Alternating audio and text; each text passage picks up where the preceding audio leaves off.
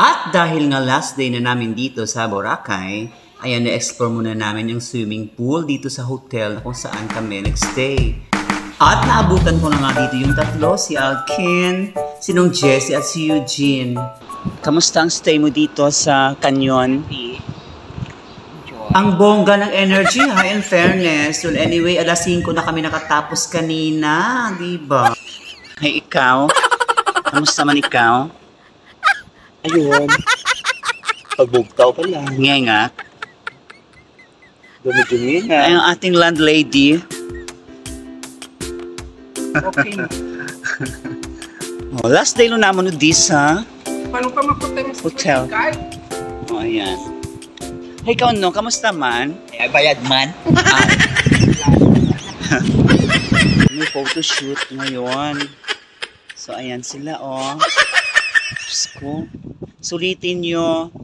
Dahil last day nyo na ito. Ayan. O, sige pa.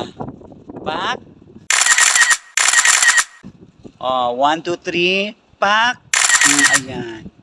So, dito na kami sa swimming pool ng hotel. Diba? Nalamigan naman ito ng sanda. Doon nahadlok ka ng paligos. Doon nahadlok ka mag-itom. Kaya kaitom-itom no, gitman talaga kami. Yung Jessie, daw nagakibig lon. Nong, okay pa ka dyan?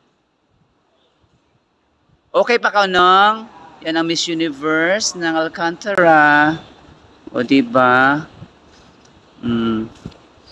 So, parang meron siyang admirer. Ayan, in fairness. No. Sige na. Uwi na ka mamaya. Bye. Aba, may picture taking pa. Tanaw po. Kunwari mo magtanaw man nga. Lupad-lupad ang anang ha. Salbabida. O, diba? Good morning, guys. Bye. Kami magilmanran ang mga borders ni Queenie. Nauna pagbugtaw sa amo ng among landlady. Sadya o di ho, no? Ay, o di sadya man. Sadya talaga o di, no? Ay, Diyos ko, kung mag-arano lang ako, matangit kaya ang akon pa obrahon. Check out time. O, ayan. Uwi na kami. Uwi na kami sa Romblon. See you again, Bora. 371. Dito na nga kami sa bonggang lobby ng hotel. O ayan, dahil mag-check out na nga kami.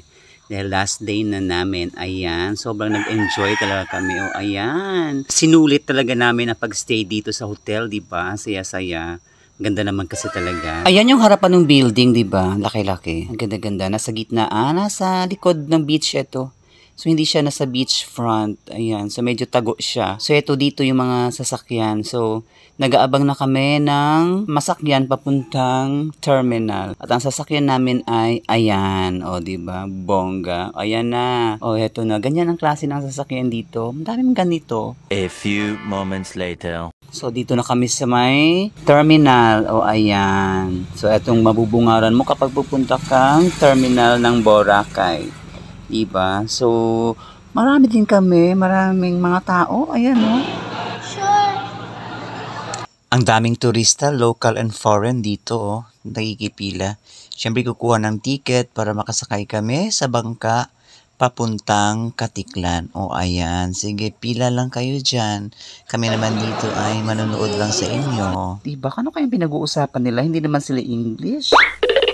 Feeling ko, hindi naman sila American kasi ibang language. Hindi ko man naman, nahuyaman ako ng pamangkot kay sabon. Natulog ako, bonggang-bongga. Pilang nabalaran ang naginabilang, o diba? O ayan na sila.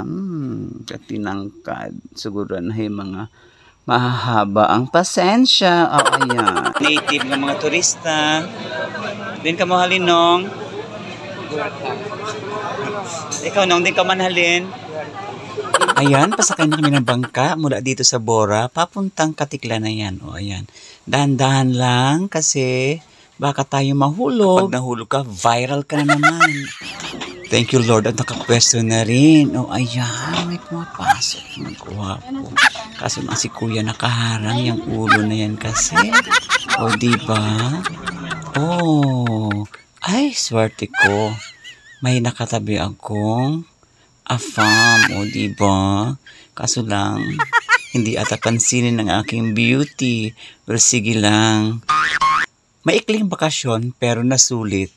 At masaya, sobra, di ba? Masaya makipag-bonding sa mga friends. O, kayo, mag-travel na rin kayo. Well, anyway, maraming salamat sa panonood. Hanggang dito na lang. Paalam!